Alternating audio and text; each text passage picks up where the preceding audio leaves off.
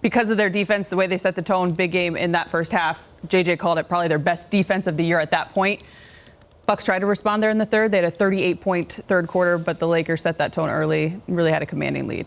Yeah, I mean, the Lakers, they passed the test with an A+ on this trip. Playing last night, coming in, back-to-back game against Milwaukee, who are at home with Giannis and a great three-point shooting team. They started from the beginning with a defensive mindset, and you could tell that they were not allowing Giannis to get to the rim that much. Didn't close out that well. I mean, Milwaukee got some open shots. They just didn't knock them down. But the Lakers were able to eliminate them from getting offensive rebounds. They pressured the perimeter players. I know they made that run in the third, but the Lakers continued to come with the defense, and they were able to get some offense going as well. So hats off to a back-to-back game. They needed this game to have a successful road trip. They got the job done on the defensive end. Yeah, it's kudos to the coaching staff. They had a great game plan to stop Giannis, and when you have that game plan and you don't have a chance to practice, sometimes it's hard to execute. So kudos to the team too for maybe have it done and shoot around. Well, they probably didn't have shoot around, and the meeting, and then they go out and execute, and they was able to implement that game plan. So kudos to them. And you also have to think about the way they got on the perimeter, offensive players too. They contested all threes, which is so important in this game, and then they rebounded. Because sometimes with the long threes and the way you're scrambling as a defensive team, the other team gets a lot of offensive rebounds. So they were able to secure the rebounds, get fast breaks, and more importantly, knock down shots. Because you can play great defense, but if you go down the other end, you don't shoot it very well. It doesn't do you any good. So I really like the overall game plan, especially on the last game of the road trip, because sometimes that last game, all you think about is getting home to the wife and kids. But they played well, and I'm happy that they sustain that lead and won the game. So much better coming back to LA too with a win under your belt, that long flight. You're now 7-2 on the road, 10-4 overall are the Lakers. Talk about securing rebounds. They also secured the game ball. This is what happened at the end of this one. Never seen this before.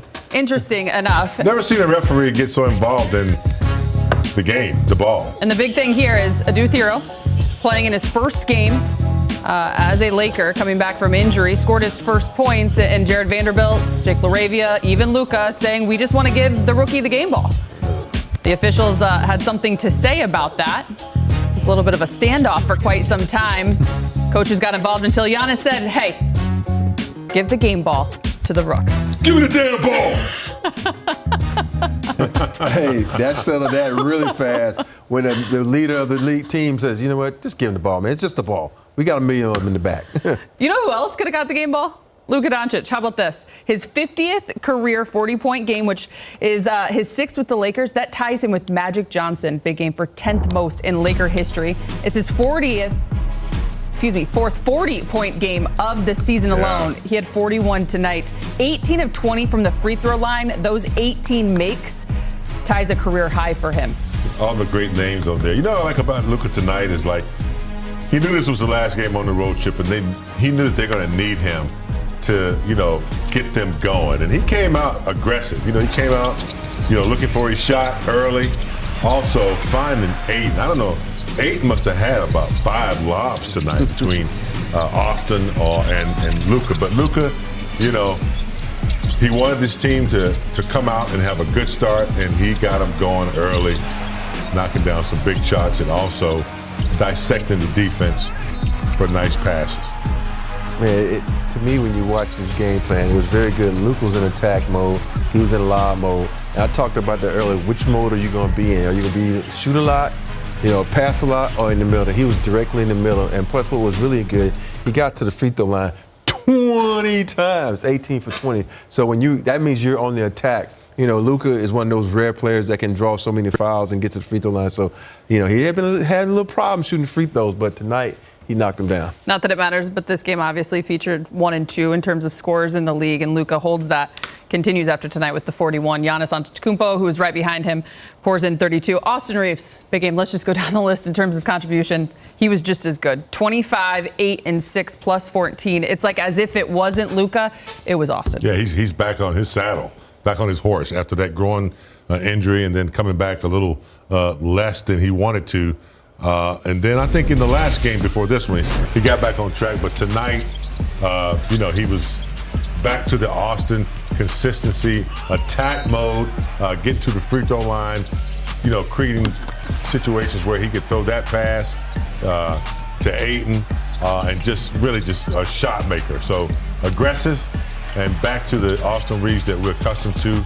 He's healthy now. I think the groin is fully healed, and so that's what we expect.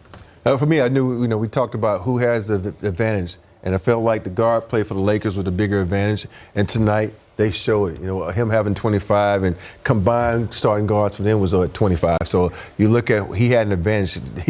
I think this is very rare that he's probably taller than most guards that guard him. In this case, he was taller, he was more athletic too, which is, hey, is he our next Kobe Bryant? I'm just kidding, people. I'm just kidding. But no, he had a great opportunity to show his thing tonight and show that when you got the size advantage and the skill advantage, you take over, and that's what he did tonight. I know we talked in the green room about how social media didn't exist during your day, but it does now, so you have to be careful and remind people you aren't kidding. People. If he is our next Kobe Bryant, we all going to be happy. Yeah, I'll tell you that. Indeed. You wanted to focus on the guard play. You wanted to focus on the bigs. And when you look at a night like Deandre Ayton, you wanted him to be in attack mode, impose his will early. Another 20-10 game for him, along with a block and a couple of steals. Double-double. And defensively, I thought, held his ground. I mean, he was active in the paint, altering shots. In the pathway of, Giannis several times, couldn't get to the cup all the way, but then just active on the pick and roll. The one thing I like about Ayton is he's going to be in the right spot at the right time.